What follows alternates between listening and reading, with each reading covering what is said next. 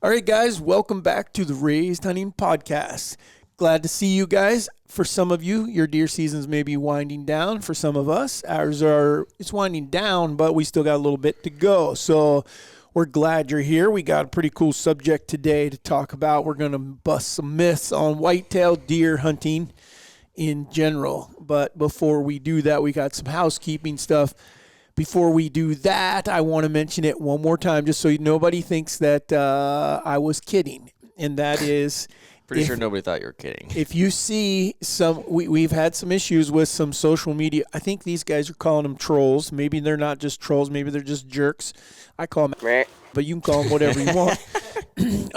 But anyhow, they have come out and started like pointing fingers when they see something that they don't agree with. Now I'm all about someone not agreeing with me. That's okay. I mean, we can still be good friends.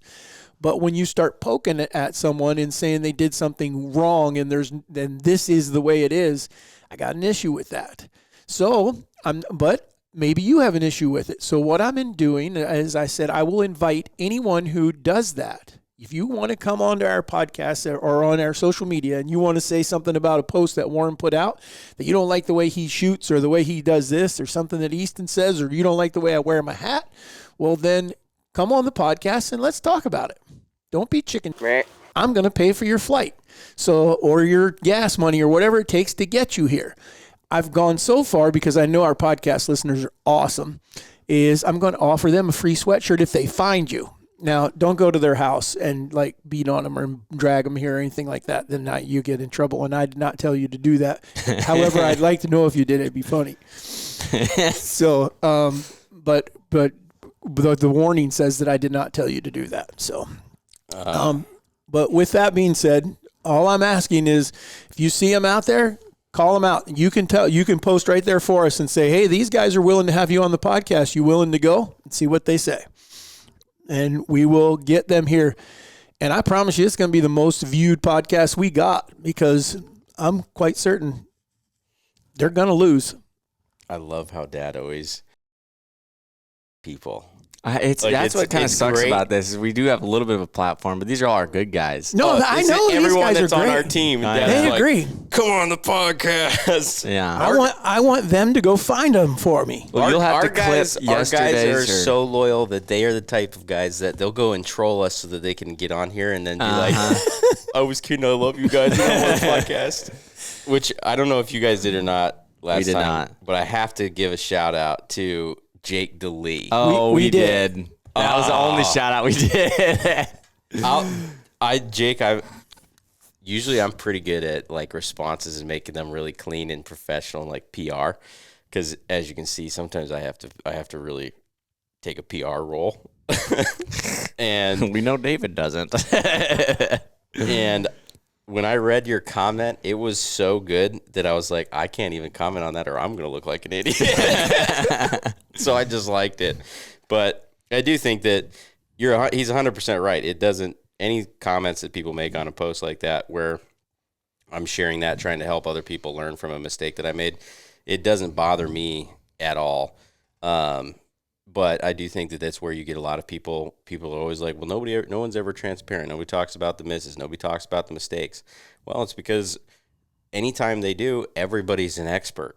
And you got 150 people on there who most likely are not as experienced as whoever it was that may have shared what happened, or act as though they've never made a mistake. And so then people don't really want to share their experiences. I'll continue to because it doesn't bother me at all. But I do think that that's just where a lot of that comes from. I think I love the troll idea. I think the hard part will be getting any of them to accept it. We need you'll have to clip. Even Dad did it a little bit today, but his soapbox from the other day, and post that on social media too, so that it goes to the wrong people. Well, because the right people for that, the wrong people for our audience. You guys are freaking awesome. Well, because I did the other day, I'm pretty sure I'll go even a step further if I need to. I'll go there. Just tell me where they live, and I'll show up with the podcast board, and we'll sit down. And go, knock on the door. I'm ready. Let's go. Come on. Some headset. It's on. That's freaking funny. We should put a post out. All right. You got some shout-outs? Yes. William Ayers, SP4TT. Teedweez -D60 said thank you for the PDF. Nice. Yeah, there's quite a few people I think that downloaded that. Sweet. We got some more for you guys. Just stay tuned. We hopefully have something. Some people might not know what you're talking about on the PDF deal. You should mention what it is. So I think Easton went and built it. Dad started a tradition, I guess, many years ago of logging every animal that he's ever killed. It's like when they first started making paper. Well, I first put him on a cave. He had to go pluck his own feather and dip it in ink. Mm-hmm. But he started logging every kill that he'd ever had, and so it's pretty cool to see that. I think yours is up to what? He's on like 4 pages. 200 or something. Oh, no, probably pushing 300. 300. Yeah. All I logged was archery big game kills, and I include turkeys in that. I thought you had. You didn't have your. I don't put squirrels. No, yeah, and all my big game kills. Yeah, I said that too. wrong. Yeah. So basically, it's got the date, what the species was, location, who I was hunting with, what if there was something like special about that first pope and young deer, that kind of thing. Yeah, so it's got all that just key things that you'd want to remember about the hunt, and then it has all that information in there.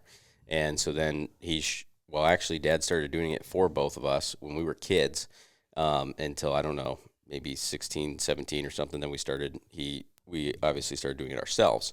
So I have a log of all of my kills, and I think last year I'd passed 100 bow kills or something like that, or was really close. I don't know. If it's not 100, it's like 80 something.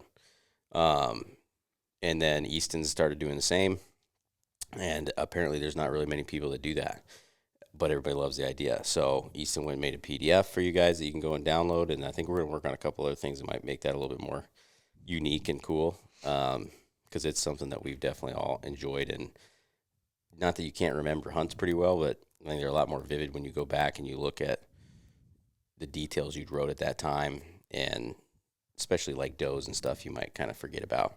Yeah. So just you can just go to the website, and I think it's click on shop, and then there's at the bottom of that tab it says free harvest log download or something. You can download it straight from there.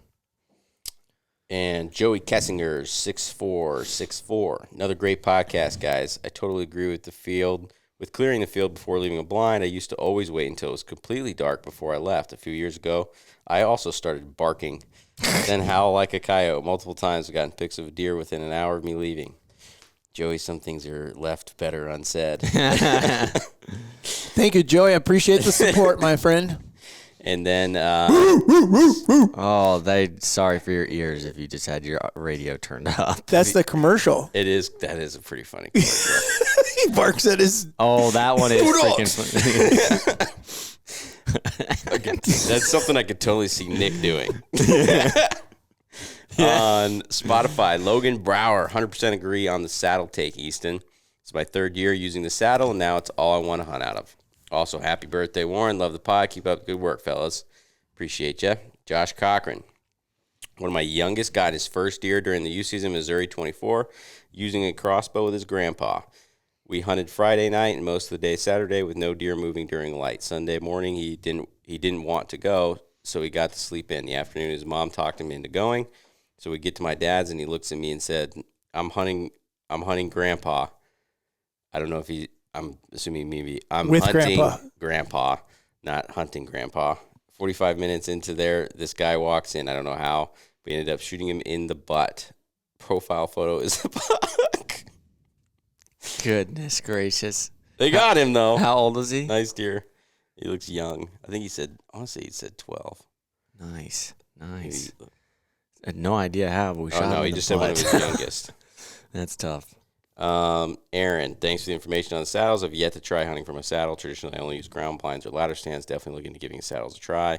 And then Eric Robards. Merry Christmas, guys. Another great podcast. Same to you, buddy. All right. I've got a story and I'm gonna do one question, just so we speed that up a little bit. First story today. So if you guys want to post your own story or let us know, or you want to tell us something, you can go to the website and submit your story. There's a little form you can click on, a podcast request, I believe it's what it's called. And you can enter all kinds of stuff because Alyssa's a G when it comes to forms now. So you basically can literally put whatever the story is, write your story, add photos, all kinds of stuff. So today's is from Ryan Shankin. Hey guys, love the podcast and the canine products. Also have some scents, but have been tied up with life to try them out yet, but I can't wait to see the results. Just finished listening to the last episode. This is not the last episode. I'm very behind on stories. The last episode with Mama Holder, hearing her talk about how David's lack of selfishness with hunting was very relatable to how my hunting path was forever changed back in 2019, and I'd like to share it with you guys. We reside in Michigan's Thumb, which has great hunting, but a lot of hunters and not the greatest management, so very few big bucks to chase. My dad's friend Larry has always invited us to hunt a farm with him, but rarely we had ever accepted. He reached out to my dad, Marv, about hunting opening weekend of bow season in 2019 for his big buck. Larry has always had some monsters that he's missed every year, LOL. He showed Marv a trail camera of the deer. He was very respectable, 140 to 150 inch deer. So Marv took him up on the offer. I was shocked. To have a deer of that caliber and reach out to a friend to come hunt it, something I had never experienced from a fellow hunter. Marv was very excited to the point that I had to meet him on his way to the farm because he'd forgot his arrows. That's not gonna be helpful. Larry had Marv sit in our late friend's stand where he had the most pics of the buck. Marv was in the stand around an hour before he made his way down the field edge and presented him with the shot. The buck barely made it out of sight before going down. He grossed 177 and 5/8 and net 170 even. Slightly bigger than 140 to 150. Yeah, that's what I was reading. I was like, I wonder if that's the same, if he just looks smaller in photos or something. Landing Marv with the largest compound typical in that county, 30th in the state at the time. It opened my eyes to a whole new purpose of hunting and a way to enjoy it. I got the pleasure of returning the experience for Larry that season on a much smaller buck that didn't seem much to matter. Oh. I'm assuming he took him hunting. That's what he's referring to. Thanks again, guys. Keep up the great work, and God bless. Thank you, Ryan. That is a pretty freaking cool story. That is very similar to another story that I know of. I just got a text. Now that you read that, I think we should read his comment. Yeah, that's pretty cool. Because Ryan. And that's a lot bigger of a deer. If you're looking at your photos and you're thinking, I want to get 140, 150 inch deer from Ryan. That's what I want. We're gonna have 170s running around. So what Ryan is referring to is the fact that we've taken a lot of people hunting, and I personally have, I took you guys when you were kids. I took Mom. I've never felt like that I should have put everyone else aside because I'm trying to kill a big buck. Just wait and then we'll go. I don't know. I just always figured, I guess karma would come back and bite me. So if I just took someone. So this happened several years ago. I have a very good friend. All you podcast listeners that listen religiously already know who I'm going to talk about, and it's David Mitchell, or I refer to him as Mitch, and he lives in Arkansas. Mitch doesn't have the opportunity to hunt a lot of big bucks. Me and him worked in the fire department together for many years. So when I moved to Iowa, it was a chance for him and I to get back together, and I told him, come up and muzzleload hunt, and he was like, okay. Well, then Mitch gets here, and he thinks, I guess, that we're going to have him just shoot something that is bigger than Arkansas, but not let him shoot one of our big deer. And I was like, well, why would I do that, Mitch? Now, with that being said, there was a couple deer that were off limits because we work with our neighbor on one of them. At the time, Junior was around, and Junior was only 3 or 4 years old, and he was young, and the neighbor had asked us, hey, can you guys not shoot this deer if you see him? And we said yes. Well, sure enough, who walks out the first day? Junior walks out. And so I got to tell Mitch, can't shoot that one. But long story short, on the second day, we're sitting in a blind, and this deer walks out, and we've now seen 8 or 10 bucks, something like that, and I don't see it yet. I'm filming 2 small bucks, and Mitch says, big buck, which, remember, Mitch is from Arkansas, so if it was bigger than 85, then that meant big buck was coming. So I really don't think it's that big, but until I look over and it's a 10 that we know really well. And he's like, this is going on in the blind. And I'll never forget his face when he looks at me. Can I shoot that? And I was like, yeah, we're going to shoot that deer. Oh, David, I can't believe. Are you sure? Mitch, get your gun ready. Where as soon as he gets broadside, we're going to shoot him. So we shot that deer. Well, I couldn't tell you exactly what day that was until yesterday. Because yesterday I get a text from David Mitchell, and this is what he says. At 4 o'clock this afternoon, 10 years ago, we killed my booner. Thank you, David, for putting me on him. I'll never forget it. 10 years later, he's still that appreciative. Yeah. Oh, my God.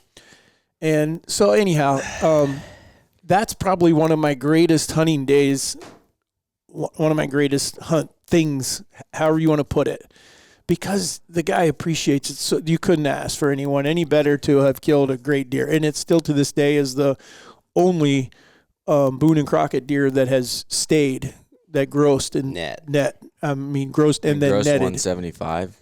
And netted 170 even. I think that, I don't know about at the dry. Either 170 and 0.8 or 170 and 1/8. Yeah. Which, if you know Mitch, he's the best dude you'll ever meet in your life. And that deer had a split eye guard.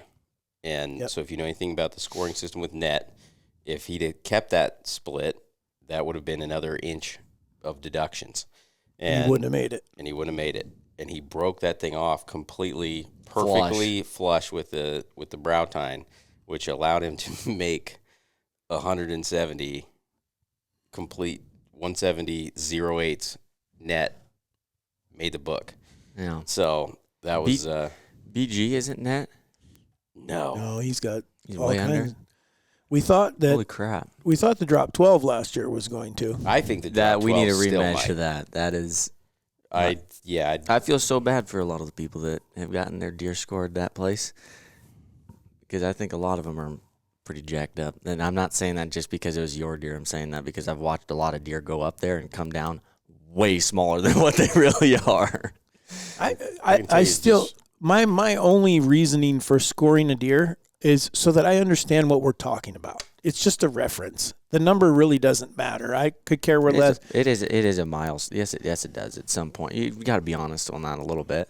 It doesn't matter as far as the reason you're doing it. It does matter though. It gives you good benchmarks and milestones and things that you can try to accomplish outside of just being the score is the only reason we're doing it. That's not the case. But the score is more than just understand.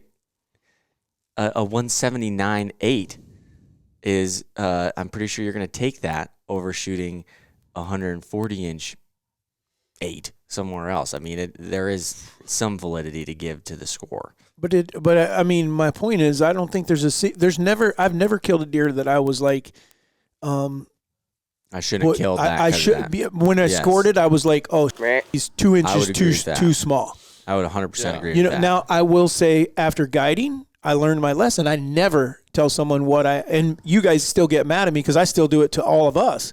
And that is, I will always, any number you hear me say on video anywhere, if someone gets a number out of me, it's going to be lower than what I think it is. Yeah. And because I made the mistake one time, and I don't mind mentioning who it was because it was my fault. They didn't do anything wrong, but Christy Titus hunted with me in Montana, and I thought she killed like a 350-inch bull. This bull is beautiful. I mean, it comes off the hill. It's got great big thirds, which the thirds are typically shorter in Montana. And you had beautiful thirds, beautiful fourths. I was like, oh my gosh, this is the bull. She shoots the bull, kills the bull. We're all jacked. And I think at the time, like her biggest bull was like 270 or 280 or something. So I was positive you've killed a bigger bull than that now. But I gave her a number. I was like, man, if he ain't 350, he's just going to be knocking up right there, and I was totally wrong. The bull had 36-inch main beams. Which, for reference, is very, very short. Probably like in a whitetail world, that is freaking huge. Yeah, so it put the bull at like 320 something, which is still a really big bull. Beautiful, great bull. But I felt like I had misrepresented the elk. And I felt horrible. Even average beams, though. If his bull even had average beams, he's if he'd have been 40 something, what would an average beam be for reference? I would say 45. Probably if I had to throw a number at it. I mean, you kill one that's got a 50-inch beam, that's pretty big. You kill one that's over 50, and I have one that's 59 and a half. Yeah. That's huge. That's kind of nuts. But 45, I would say, probably an average number. Your big one was just over or just at 46. 50. Oh, okay. Yeah, so and he's 340. Yeah, roughly right at 340. Yeah, I mean that's ballparking, But so anyhow, that's all. I'm just saying that a score, because if someone goes down the road, and we have it all the time, we'll have someone say, "Hey, I saw a really nice 10-point buck by your house." Well, that could be a 110-inch deer to a 210-inch deer. We don't know. And when someone gives me a score, then I get an idea of what I'm looking at. Yeah, or sometimes just throws you off more. Yeah, we get a lot of 200-inch deer running. The drop 12 was, he's 200. He's got 210. Yeah. Well, I'd like to see on the drop 12 do it again, because I've retired now, so I don't really care what I say. But like when I took the class, there was people that didn't pass their math test. You should move your mic closer to your mouth.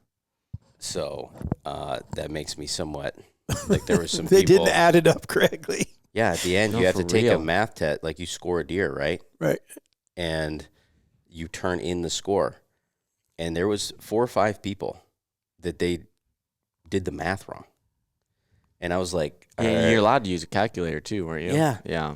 I was like, are we seriously going to let these people score deer? And well, you would think you would check your math a couple times. But there was also questions at class that I was like, which it's a volunteer thing, right? So you can't be that picky. But like there'd be people asking, except for the fact of how hard it is to get into the class. Well, they'd be taking like that inside tine right there, and they'd be like, this is the G4, right? And I'm like, dude, if we're even having to ask that question, right? How are you ever going to be able? We can't let you out in the wild. To determine. Yeah, I mean, even my biggest issue, I think the scoring system is about as good as there is right now until somebody changes it. But the amount of what is the word I'm looking for? Variance from score to score, even 2 scores say that are very reliable and reputable to be doing it properly. The variance in which one pulls his measurement from and the other one pulls his measurement from is there's too much. There's not a definitive yes/no to it. I mean, there is technically, but there's still room for adjustment as to what you believe is the most accurate place to take the measurement from, which then leaves variance everywhere, which is why, what do they do, like 10 score panels on some of your biggest ones where they all have to score it or they all have to agree on where the scores come from? And so that means your top ones are probably as good as it's going to get. Correct. Because they're panel scoring it. Multiple people have to weigh those in. ones I'm sure are good, but it's the volunteer dude who went through class one time and he's what he says goes. I mean, there was one, I won't say who the scorer was because I think they care about their scoring career. But I was at the deer classic and they showed us where they took one of the measurements on one of these deer. I'm like, well, they didn't give that to the drop 12. Because, I mean, it was like one of those deals where in the main beam or something. It was like the kicker that came off of the G2. They said that it would, like, where it grew out of the tine was 3 inches past where it should have been taken. The measurement should have been. So, I mean, they added a ton on that deer. Where yours, that's the only other thing I really wish they would tell you. They wouldn't tell me that at class. And I asked them like 20 times, and they're like, we will not tell you. Is they won't tell you how much they'll dry. Oh. Why? I don't know. I'm not sure why. But because the only reason that I wanted to know is obviously anytime we kill a deer, we're always going to score it green, which if you're listening, you're not exactly sure what green score means. Basically just before the 60-day drying period. Yeah. And because the antlers will actually shrink a little bit. Right. And so what I was trying to understand is, all right, if Dad kills a 170 and I score it and I get it 170 and then I score it 61 days later and he's 160. Yeah. Did I screw up on the first time, or is it normal that there might be 10 inches of shrinkage or like what that was my only reason for asking is like, I want to try to be able to benchmark myself and so that I know, okay, I'm doing something wrong or inaccurate, or it's just they dry that much. And you can get an understanding of how much they dry. Right. Because, like, let's just say a 200-inch deer. I would think that if a 200-inch deer shrinks 5%, yeah, that's going to be a lot. Yeah. You know, I mean, that's a pretty notable amount. And I mean, and now when you take in circumference measurements, if that's a 16th or an 1/8 or something off of all of your mass measurements, I mean, you're now immediately a couple inches on just your circumferences. Yeah. They never give you a reasoning as to, do you think it's because they don't know, or because there is probably a deer in the books that was measured before the dry time or something like that they don't want a discrepancy on? I have no idea. I tried thinking every way I could of why you wouldn't tell us the drying period, and I have no clue. Interesting. Or maybe it varies so much that they don't truly know. I mean, like, you could also say that, well, we've seen anywhere from less than an inch to we've seen them dry 8 inches. Like, I don't know if anyone's ever gotten in trouble for it, but I know that one of the ways people that they try to defend that is put stuff in the freezer. You're not supposed to be able, I don't think, I mean, you're supposed to, on the affidavit that you fill out, I've never had an animal entered, but I've seen the form and everything, and I've had it officially scored by someone, but I just never entered it in the book.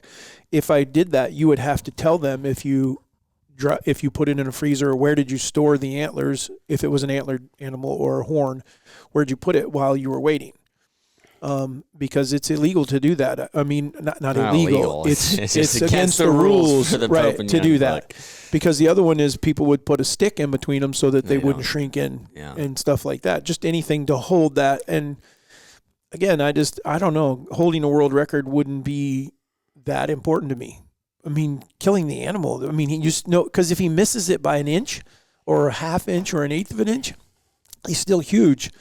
Yeah. I was not disappointed in Stovepipe, and Stovepipe misses Boone and Crockett as a Pope and Young as a Pope and Young antelope. He makes Pope and Young, but he doesn't make Boone and Crockett. He missed it by a half inch. Well, he broke off a piece of his prong that would have been what he needed, but I wasn't like, damn. I mean, he was still giant. He's huge. Huge. Right. Before we do this,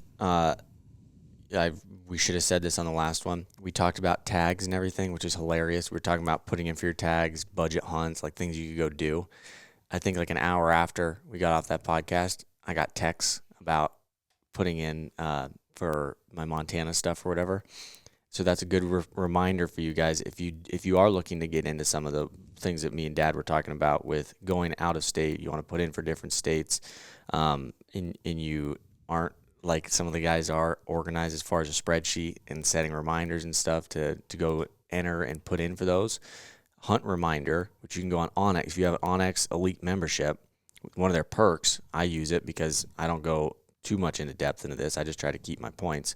You can go on to Hunt Reminder, select, you basically make an account through your Onyx, but then you select what states, animals, whatever you're wanting to put in for, and it'll give you a text and an email like 17 times, so you really cannot forget to go put in for something. So if you have an Onyx Elite membership, it is an extremely easy tool to go use and won't let you forget your tags, or to go put in for your tags.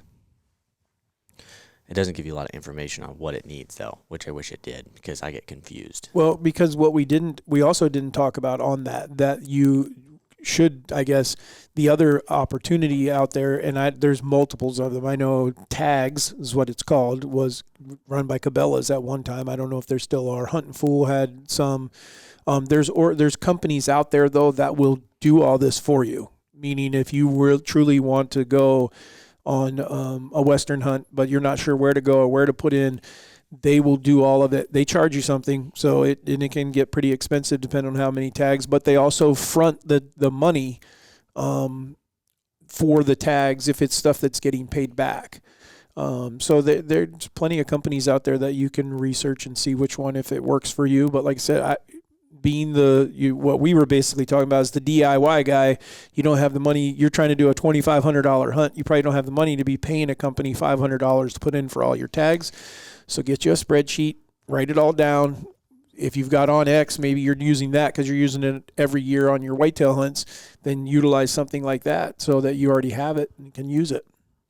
Yep. Because if you don't have some organization, you'll miss the draws. They'll creep up on you, and next thing you know, and I don't know what it is, but somehow when you day after, it's the day. It's never like a month after you go, oh crap, I missed that. No, it's like the day or the week after, like right away you go, oh, I missed it. Yep. All right, let's jump into Mythbusters. We've got 4 or 5 here that are some common myths that we believe we could bust here. Hold on 1 second. I'm going to drop this in here just because I haven't talked to these guys about it yet, but I think it might be an interesting idea. Mic drop. If you guys would be interested in an in-person Western course, let us know. Just like if you'd be interested in possibly flying here or coming here or something and going to an in-person Western course. Obviously, it would cost something, but I don't know exactly what that would be because I'm just thinking of this now. But just let us know if you guys would be interested in something like that. That'd be fun. And then I'll talk to my partner, see if they're also interested. I'll attend. Oh, I think you could really help some people on some stuff like that. Like, here's things to expect going out west. Here's gear you need. Yeah, but you could also do tactics. Make it a fun weekend. For sure. Bring your bow. We're going to shoot. We're going to talk about why you don't need to shoot further when we're going on this elk hunt or on this antelope hunt, which is what Easton was talking about last week. Yep. Okay. Oh, Mythbusters. I just added a myth. Okay. First myth. Wounded deer will go to water all the time. Myth or not myth? Myth or true? Is that what you can do? Fact. Fact. Myth or fact? There you go. Myth. I say both.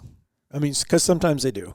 But not. But this is in reference to for any but it's context here. I'm referring to the people that you'll talk to that will tell you that I shot a deer. It is wounded, maybe even more specifically a gut shot, and I'm not sure where to go. We need to go to water because they'll always go to water. No, it's not that concrete. I would say gut shot is more likely, but yeah, that's what I was going to say. That the shot you just mentioned, I think the chances are higher. That's when most people are referring to that is a gut shot. I don't hear near the amount of people saying that I just wounded a deer in general, and it's going to go to water. I do. I was going to say because a lot of people don't know where they hit it. That's fair, yeah. They're either like, I shot a deer and I'm not positive. I think it was right. Everyone's description is right behind the shoulder. Yeah. I think it depends. I think that's a myth, but I think it also depends on where you're at. I don't see out of a lot of the deer that I've tracked with Christo and just around here and things like that, I don't think I've ever found one in water. Yeah, you were with me to find one. I'm talking about around when here. He was and you're talking about in Montana. Right. I'm talking about around here. And I couldn't even speak to the tracking back then, besides Dad used me as a freaking blood tracking dog. You were still in your pants at that time. Yeah, exactly. So I'm speaking to what I'm doing now. He was tiny. I wasn't that little. No, he was like 6. He was when he still wore that blue jean hat. Yeah, but he got to get out of school because I remember Mom was so furious.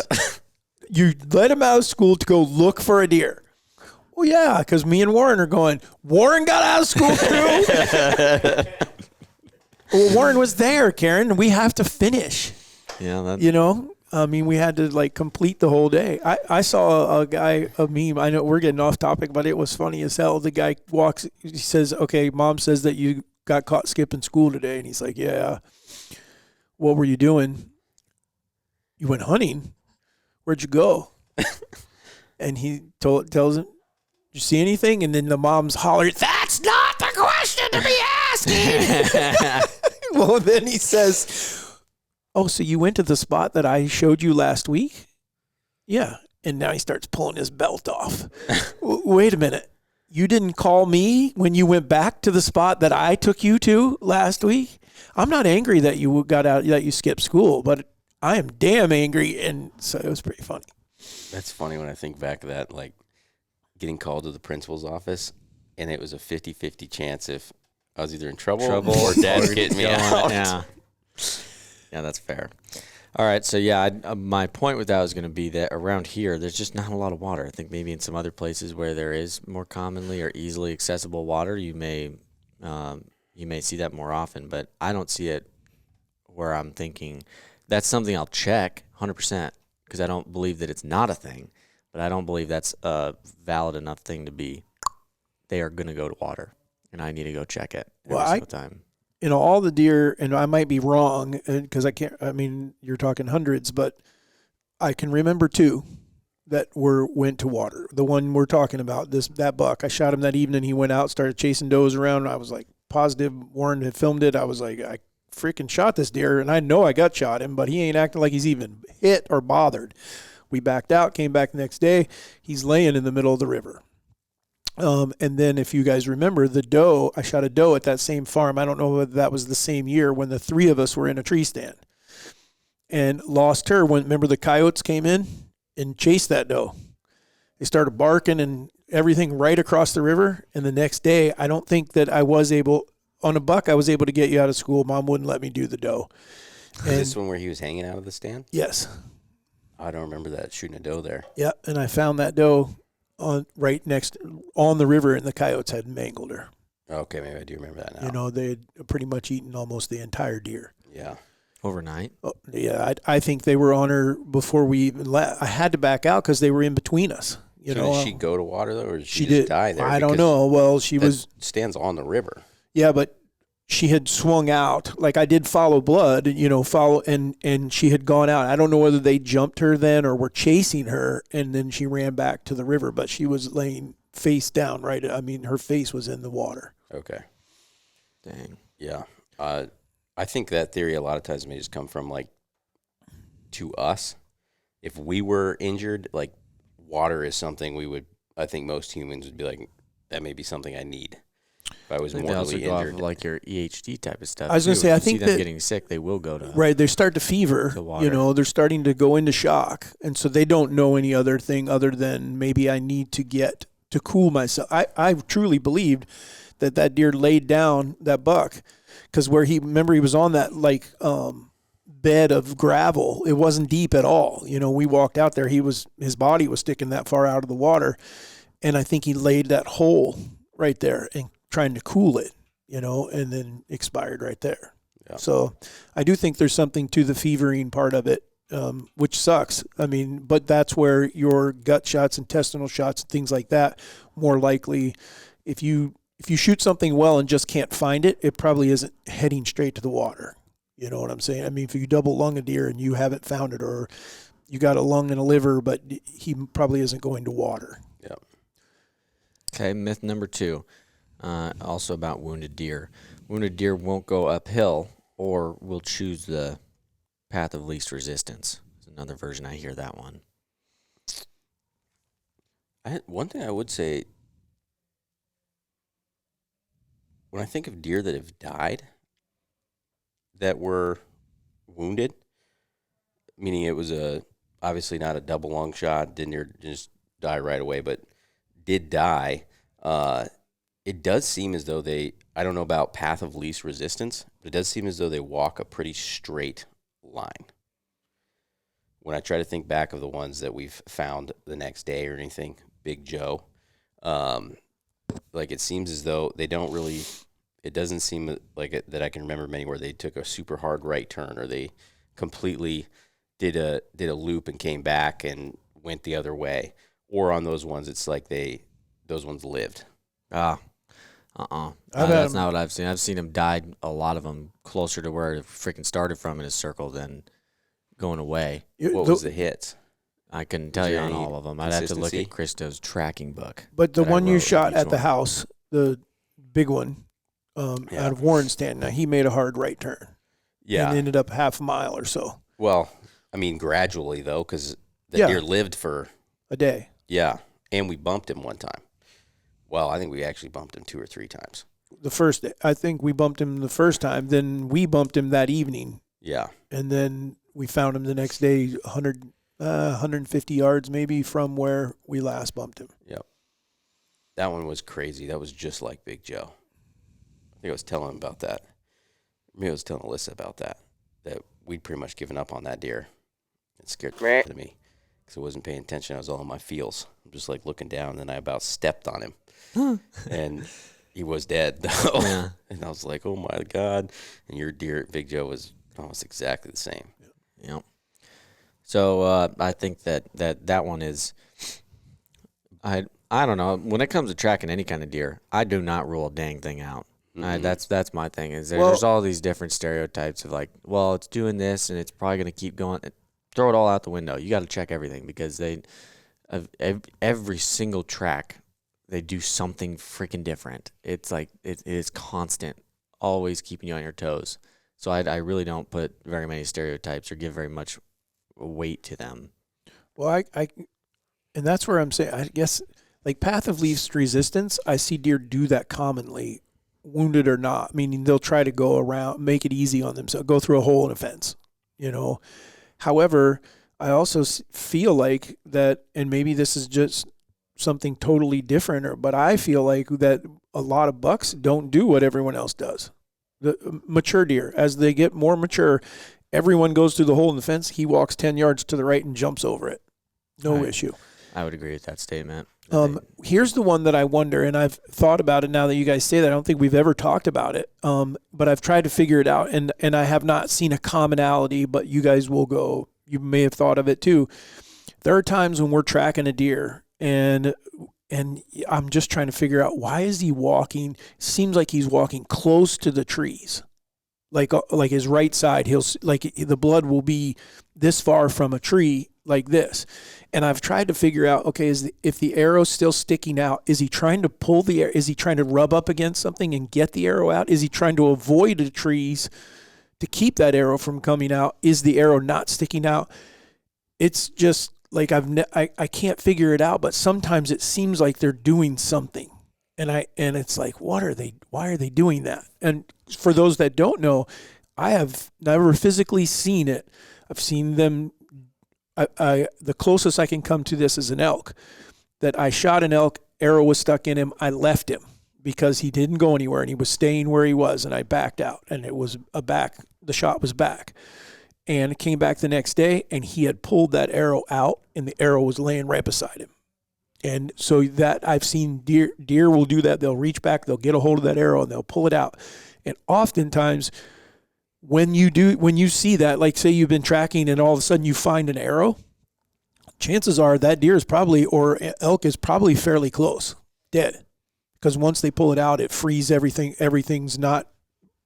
Assuming that it hits something. Yeah, if it's into something vital, yes. Yeah. But blood trails will get better typically because now the hole's unplugged, and now I feel like that elk died within probably minutes after he pulled the arrow out. But that arrow was holding everything together. It's kind of like the deal you'll hear of someone's in a car crash and there's a vehicle against someone and they're alive and they're talking to you and everything.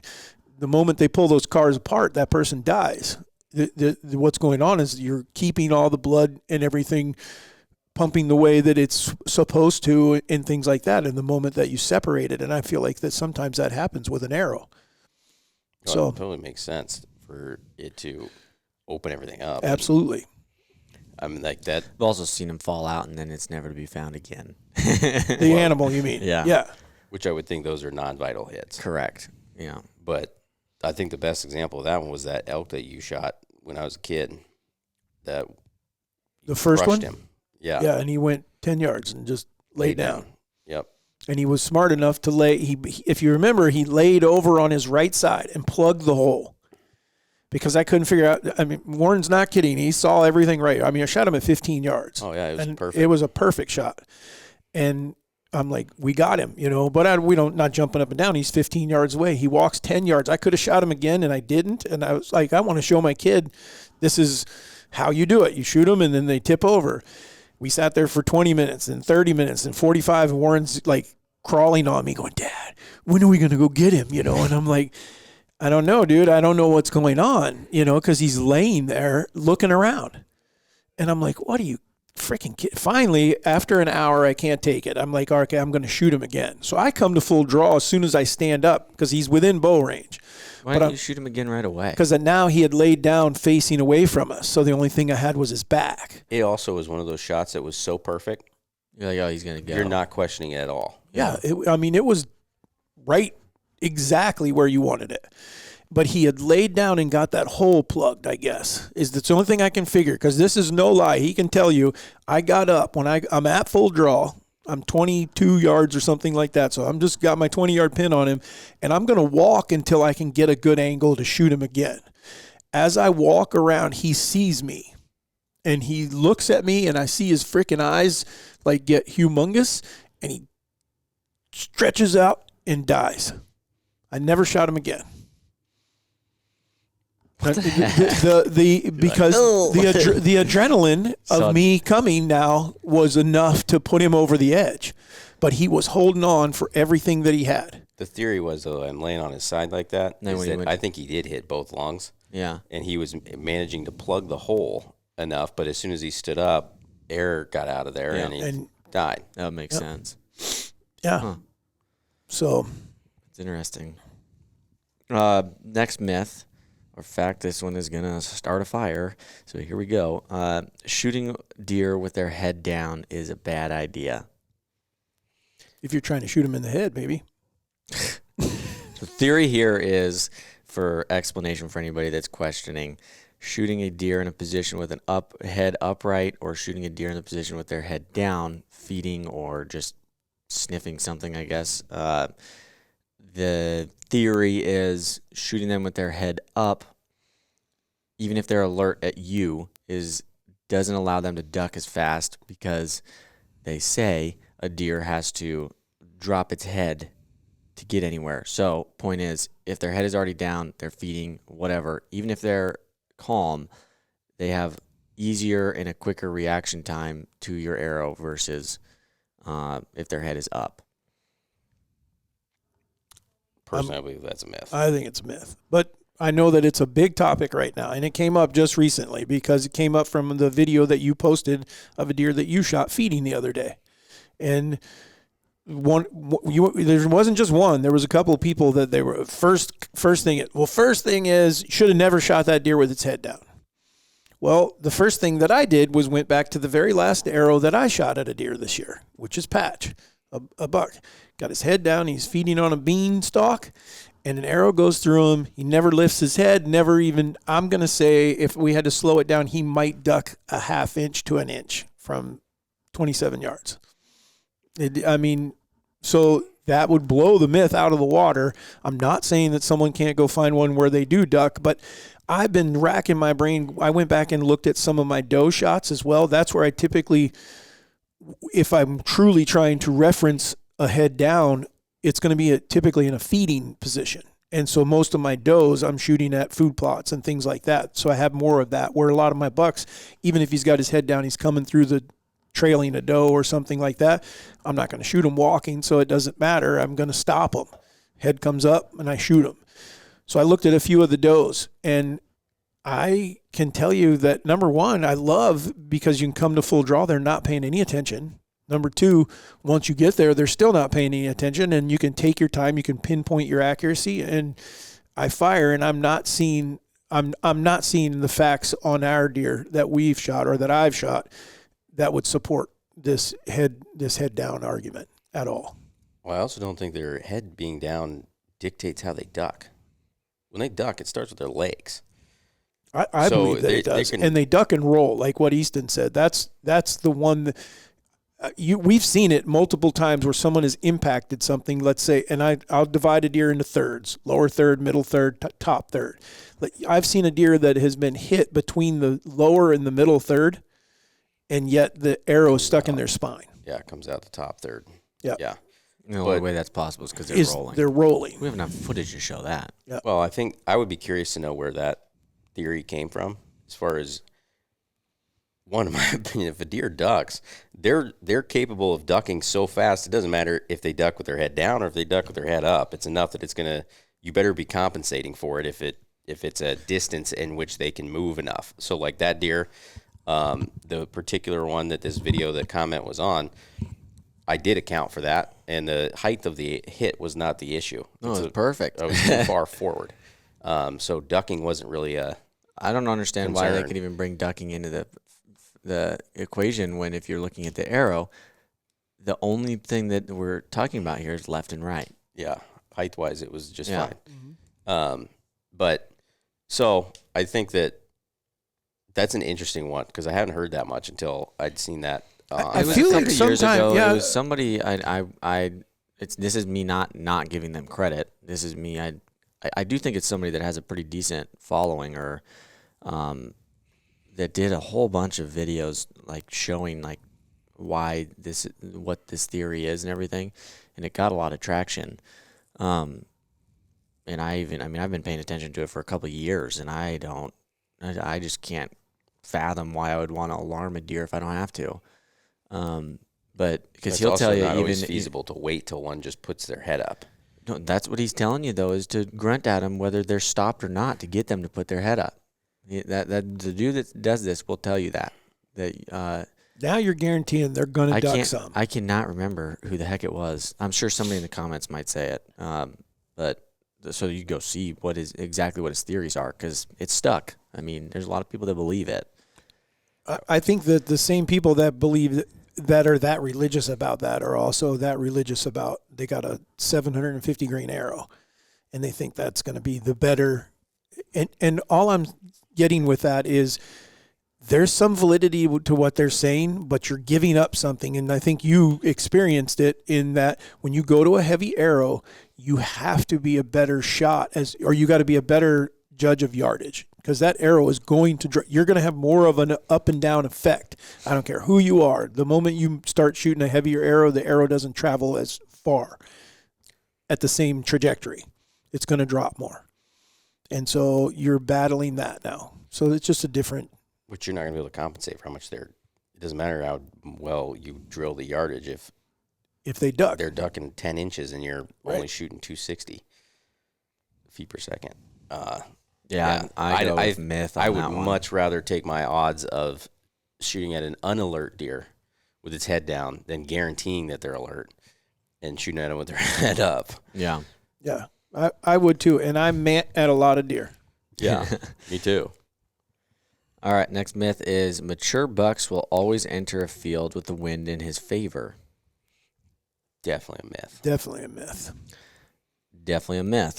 The only thing I will say is the amount of people that's pretty specific as far as entering a field with the wind in their favor. A lot of guys will have the thought that mature deer will always use the wind in their favor, or they will travel in the direction of the wind being in their favor. I don't believe that on all deer. I don't even believe that on most deer. I also will say that that theory has to come to an end somewhere. We've all discussed it. We've discussed this before, that if they are going to use the wind in their favor, they've got to come to a point where if they're going to stay in their home range or their area, that they go against the wind. I mean, that's just inevitable. But RJ is the first one that I have been around that is, it's either a lot of coincidences or the deer does change what he does depending on the wind. Now, there's a lot of other deer that I've hunted that it doesn't matter what the wind is. They're wherever they want to be. And that's the vast majority. But that deer specifically has shown me that, okay, I could 100% see where somebody is saying the wind plays an effect as to what a deer is going to do and when they're going to do it. But I would not be banking on that. That is such a small percentage of deer, in my opinion, that will do that consistently, or consistently enough for you to be able to use it as information, that is not enough for me to put that much weight into it. Well, even him, I got a picture of him the other day, going into, where you guys know where he beds. I mean, well, at least where roughly the area, with a east-southeast wind. Yeah, which is would like be opposite. Yeah, the worst wind for him to be able to do that. But I think he's comfortable enough there. He would rather be going there with the wrong wind than have the wind.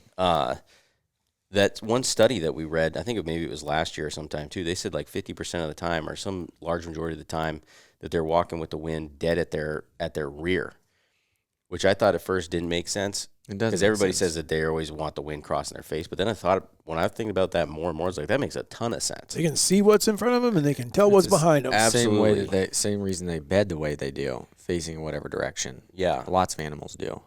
antelope do that. Yeah, where they'll bed facing downwind downwind with their butt facing upwind. So I learned that on antelope with stocks. Yep. Is that I didn't think that their nose was that much of a factor, which it's not anywhere near like a whitetails, because you can still get to like 60, something like that, before they seem to smell you. But they're seem to be pretty strict about making sure that they bed somewhere where they can see everything, but they have whatever's behind them, the wind's at their back. Yep. They're a lot easier though, because you have an exact location, so you can get the wind to where you want it. You start walking a big circle. And the only, because out west you can see them, but I've had elk that bedded in places where there was impossible to get to them, and because of the wind, and they knew it. Yeah. They kept going back and bedding on like little shelves where the wind would swirl, and there's just no way. I mean, and I did seminars where I talked about, I was like, there are times, and I was referring to this one particular, I can think of two, one in the Missouri Breaks and another one was in Wyoming, where it was absolutely just walk away, because I tried it. The one, I saw them there over the course of 6 or 7 years. I probably saw elk there 10 times, and there was not, and wind blowing in different directions. And I thought, okay, I got them. Today it's this. That's what I needed. And you get there, whoosh, and it's just always swirling right there, and they knew that. And that's why they were laying there, because you couldn't get to them. Smart. Yep. Yep. Turd lickers. All right. We got 2 or 3 left. Bumping deer, or bump a deer and they will never come back, or to what extent, I guess. I guess if you want me to be more specific, myth or fact that you go in, let's say, October, middle of October, and you bump multiple deer. In first case of, if you are somebody hunting a target deer, you bump your target deer, they will never come back. Myth. I would say myth, but I actually am now going to say this one's variable. I was going to say, and I agree. There are times, depends on too how you bump them. Yeah. Because I think, especially late season, I think, like after you've had shotgun seasons and stuff here in Iowa, like there's a deer in particular that I'm thinking of that showed up at a place that we've known of the deer, but didn't know him. He hardly never stayed on us, I don't think. And then he's shown up. I feel as though if we bumped that deer, gone. Yep, that he's not coming back. Or if he is, it's not going to be for a long time. Where, at the same time, Easton was referring to RJ. I think you would have to, where we hunt is his core area. I mean, he lives there. I believe he's there every day. There may be an odd occasion where he goes out on a expedition, but he's there a lot. And I think you would have to work incredibly hard to get him to move. And you'd have to pick him up and send him on the next property. That's what you'd have to do. Because we run into him a bunch. But I also wonder, Easton and I also kind of have a theory that that this deer might be arrogant. That he believes he's smart. He's so comfortable. That you can't kill me even if you're here. Yeah. I know when you're here, when you're not here. I'm okay with that. Yeah, he's cocky, 100%. I never really cocky. give very many personalization to a deer, because it's a freaking deer.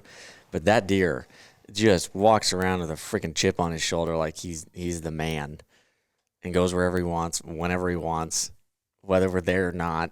He does it calculated, though. He doesn't do it completely just like an idiot. He's calculated. Well, the funny thing about this myth that we're talking about here, about if you bump them, they're gone, is we actually had someone during hunting season that had written in, said, I just jumped my big deer. And what do? Do I go back and hunt tomorrow? I got 4 days left or something like that. And I told him, go back. And the reason I said go back is Nick and I were getting out of a tree stand one evening, and we hadn't seen much. And then he wasn't a shooter, but he's a nice deer. He's a 3 or 4 year old buck. I mean, beautiful buck. I call him Trip. He's got a triple brow tine. And he's standing at the rub tree. But I'm on the ground at this point before I see him and he sees me. And so I'm like, well, this is done. So what I did was don't act like I'm hunting. I just walked like I was going over to check the other camera. And so I just started walking, and he walked out of the food plot looking at me like, and I don't know if it was because it was dusk. He couldn't see exactly what I was and everything, but I think the wind was in my favor. But anyhow, he walked off. And I thought, well, we're going to test and see what happens here. And the next day, I had a picture of it. It was, and it was not even 12 hours. And so I ended up being able to tell that guy, definitely go back. Don't, I mean, especially, and I think too, time of the year and stuff like that, if they're chasing does, if they're in a certain area, because I do believe that you bump them, say you're driving into a place or whatever, or you go to hang a tree stand or something like that, and you bump a deer, it's not the same as you creeping along, got your bow in your hand, and you see him, and he's at 50 yards, but you can't you're trying to get close enough to get a shot, and all of a sudden he lifts his head, and he's looking at him, and you're moving around. You are a freaking predator after him, and he knows it. Yeah. I think, too, I was telling these guys, I think this late season here, I'd been getting pictures of these 2 deer I've been trying to kill pretty much every day. And I think every day, actually, and during the day. And, 8:30 in the morning, 4 o'clock in the afternoon, it was like, okay, these guys are pretty comfortable. I had a camera that was about to die, and so the other day I went and drove into the one spot, but I couldn't get right to the camera because the farmer closed the gate. So I had to walk about 70 yards, which I was nervous about doing. Which is not lazy. This is because he's trying to drive as far as he can for the sake of, because if you do bumping them with a truck is nothing like bumping them with 2 legs walking through the woods. Yeah, and so I was debating with myself. I was like, is this worth it? And looking back now, I would tell you no. But at the time, it's like, wow, I need this information. I don't want this camera to die, whatever. And so I was like, all right, I'm gonna it. And it's like it's on the edge still. And so I was like, I'll walk in and just put the. Actually, I think it was these guys got me a solar panel for Christmas. Yeah, that's what it was. Solar panel on it, and so there's a small gate. I step over the gate, and usually I would just go and do whatever with the camera. But now with all the foliage drop and everything, I stepped over the gate and I just stood there, just looking for probably 3 or 4 minutes, and watched 7 to 8 deer run 200-300 yards. So it was kind of good because it taught me something right there. One of the stands that I would like to be hunting, I realized in an afternoon, well, I mean, if I'm going to go hunt it, I better bank on killing a deer that morning, because getting out, I'm going to get busted. And getting in an afternoon, impossible. Right. So it also did change for me how I'm going to hunt this late season, because I was like, these deer now can see 300-400 yards. Well, I don't get a picture of either of those 2 deer for 3 days, 2 to 3 days, and they were daily, 8:30 in the morning, 4 o'clock in the afternoon. I don't think that was a coincidence. I think that, I don't know if it was one of them that saw me or something. I just think they knew, and so it's kind of changed how I'm hunting them, because I'm being really careful. I'm on limited time, but I'm also trying not to. If they're there and I can try not to bump them, I think hopefully by hunting the edges, one will slip up. Who knows? We're at a point of no return, so we'll just see. It'll happen. Got 10 days left, starting tomorrow. Yeah. Last one is the rut can come early or late. Myth or fact? Myth. 100% guaranteed. Data. Yeah, if you're looking at a very, very, very, very, very long period of time, maybe, but not year to year. Does not change. I do have a video of a buck breeding a doe on, I think, December 11th. That I'm not surprised. I mean, I'm not saying that I saw a fawn this year that looked like it had spots, and it was probably, I was going to say the deer looked like it would have been born in the last 10 days, and that was at the end of November. Yeah, that was wild. And so that deer, when I did the math, says that deer had to have been, if mom carried it for the normal period of time and everything, that she would have been bred in March. And so that seems odd to me. But one of the things that I just learned recently, I knew that does would come in, fawns could possibly come into heat, but I didn't know what caused that. It's weight. It's when they get enough weight that when they get to a certain threshold, then now they are mature, sexually. They can So what's actually the breed. Buck I don't have know. them step on a scale first, or like how do they know? No, she won't she won't cycle until her body gets there. Huh. And so that's what's triggering that. So that would be one of those things I wonder, because like we saw numbers of fawns like this year where we saw still head spots and stuff. And I'm like, why is that? Well, if you think back, if we have an easy winter or we had a really remember how warm it was last fall and those fawns got lots of food for lots of time, did more of those fawns come into heat than what normally happens? Where this year, maybe that won't be the case because that December or end of November, December, we got that really hard cold snap. Because February, March is crazy, though. that is really. I know the one that I posted the video of that did really well of spotted. That math was February at the earliest. Right. So maybe we're saying the rut does change. No, No, it's Well, your you're saying stragglers. multiple does. but we're talking about red. the peak, meaning the rut itself, the does that are in normal cycles and the majority. year and a half to 10.5-year-old Your does. peak rut. I mean, where Right. the most amount of deer in the are in heat or are close to being in heat, the most activity of rut activity. It doesn't change. It can't. Right. Naturally, it can't. And where we all end up seeing what I feel like as hunters, we're all going, oh, the rut's late because it's 80 degrees. That's what we're doing. Or the rut's early because it's 20 degrees. They're going to be rutting here the last week of October. Everything is still on schedule as it normally is. You may be seeing more activity if the weather's cooler than it is. And that's an argument that we were talking about earlier. But we've seen it. I've seen it. Maybe the worst one that I ever saw was Illinois. I hunted Illinois one time with Nick. And I was there for a week. And over a week's period of time, it went up to like 85. It was hot. And we just weren't seeing any deer. And so I even went and changed my plane ticket so I wasn't flying back to Montana for 3-4 more days because the next day was supposed to get cooler. The next day, I saw 11 bucks. David Mitchell and I doubled out of that tree. And the weather was 25 degrees cooler and it was that day and the next day. We killed those 2 bucks. Nick killed a buck the next day. And then now I got my plane ticket. I'm still there. So I can't remember how we did it, but we were still hunting. I was filming.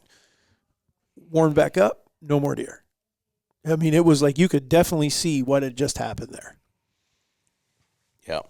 So yeah, I think there's way too relative on where you're sitting too. Like everybody, because you always, even I will say it like, oh man, it seems like it's early this year. Or I feel like we're gonna have a heck of a rut. Like it's gonna be the weather's lining up. The deer seem to be getting fired up, or you're seeing deer fighting earlier, or whatever else it is. When you really think about that.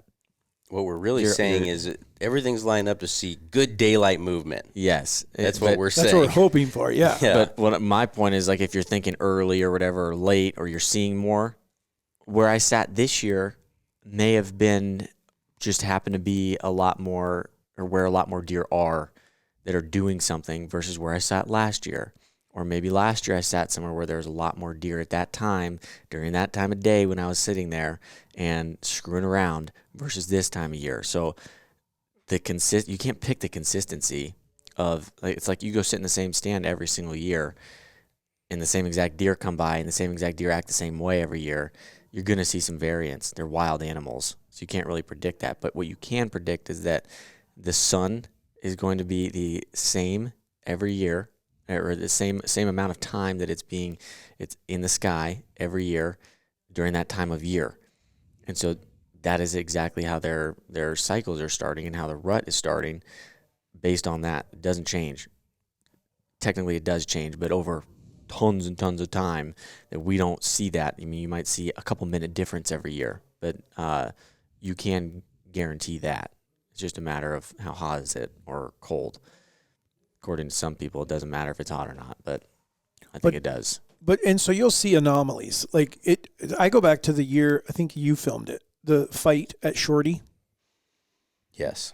That was like Mom, wasn't yeah, it? I know Mom like was the October hunt. 9th, I thought it was like October 4th. It was early. It was the first week of October, roughly. And those two deer were fighting like they were absolutely trying to kill each other. Yep. I mean, you have 20 minutes, I think, of footage of that fight. Yeah, it was crazy. And that seems odd for that time of year, but I've been on both sides. You're sitting in a tree, it's November 2nd or 3rd, and you're thinking, oh boy, the rut is going to be going crazy this morning. It's 32 degrees. It's decent weather, everything, and you don't see a deer. And so immediately what comes to, well, the rut must not be going. Well, yeah, it is. It's over underneath Warren's tree because he's seeing 25 deer because the right doe walked by. Or the next year you're in the same tree on the same day and there's bucks everywhere. But the only difference that you didn't see was 10 minutes before you got in your tree stand, the right doe walked by. And now they're all there and they're all sniffing around trying to see what's going on. And you're right in the middle of it. And oh boy, the rut is going crazy today. Yep. That's it. So I think that was a lot. I think we covered. If you guys have more, let us know. I'm sure. I think that'll be a pretty interesting one. More. You are really having to go to the internet for wacky facts when your mother got you a wacky fact freaking book yesterday. Yeah. For his birthday. I can't believe I forgot it. You forgot the book? I'm going to tell her. I did. I'm going to tell her that you didn't care. I read enough of it. I could give you a couple. Why don't you go with one of your own? No, I didn't. I'm not going to steal one out of the book. Have I ever used this one? Probably. Mike the Headless Chicken lived 18 months after being nearly decapitated because his brainstem and jugular vein survived. Allowing basic functions like breathing and heartbeat, he was fed via a dropper and lived as a roadside attraction. A bizarre symbol of survival, even inspiring the idiom running around like a headless chicken. What the hell? No, you've That's never used that. creepy. No, that is weird. Why wouldn't you finish him off? Yeah, who thought of like keeping him alive? A businessman. This is business opportunity. So whoever started the circus, that's who. So there's some 10-year-old kid out there that had like a lemonade stand, and now he's got a chicken there, and he was like, this is going to make me some good money right here, so we're going to drop or feed. What that started was the next kid freaking walking around all his chickens at home trying to cut their heads off, see which ones would live. It was actually Lloyd. In 1945, farmer Lloyd Olson tried to butcher Mike, but missed the jugular vein and left most of his brainstem intact, meaning Mike still controlled vital functions. That doesn't make any sense because his head was gone. But whatever. All right. Well, I'll give you a green button on that because that's freaking weird. Yeah, that's a really weird one. And I'm not a fan of that, but yeah. Till the next time. Well, the good news is that Mike was probably not feeling any pain. I'm going to just guess that it's not just deer. Nick and I learned it at, we went to a tracking class a few months ago, and they talked about one of the things that we all see when a deer gets hit, like us talking about shooting one and not recovering or whatever, that they're not feeling pain like we do.